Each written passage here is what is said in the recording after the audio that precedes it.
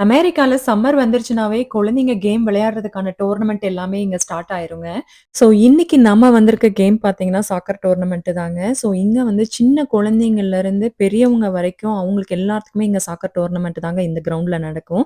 நான் ஸ்கூல்ல படிக்கும்போதோ, காலேஜ் படிக்கும்போதோ கேம்ஸ்ல ஏதாவது ஈவென்ட் வந்துச்சுன்னா, நான் படிச்ச காலேஜ், ஸ்கூல்லயோ வந்து ஈவென்ட் கண்டக்ட் பண்ணுவாங்க. அப்படி இல்லைன்னா, வேற ஸ்கூல், காலேஜஸ் இந்த மாரி இடத்துல தான் கண்டக்ட் பண்ணுவாங்க. பட் அமெரிக்கா பொறுத்தவரைக்கும் குழந்தைங்களுக்கு 6த் கிரேடுக்கு மேல தாங்க டோர்னமெண்ட்ங்கிறதே வந்து ஸ்கூல் மூலியமா கூட்டிட்டு போவாங்க.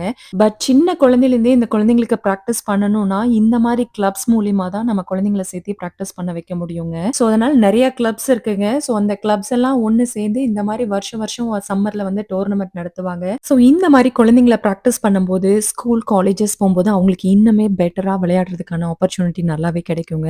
ஸோ, இந்த வீடியோ இன்ட்ரஸ்டிங்கா இருக்கும்னு நம்புறேன். இந்த மாரி இன்ட்ரஸ்டிங் வீடியோஸ்க்கு நம்ம வாஷிங்டன் தமிழச்சி சேனல மறக்காம சப்ஸ்கிரைப் பண்ணி சப்போர்ட்டும் பண்ணுங்க. நன்றி. வணக்கம்.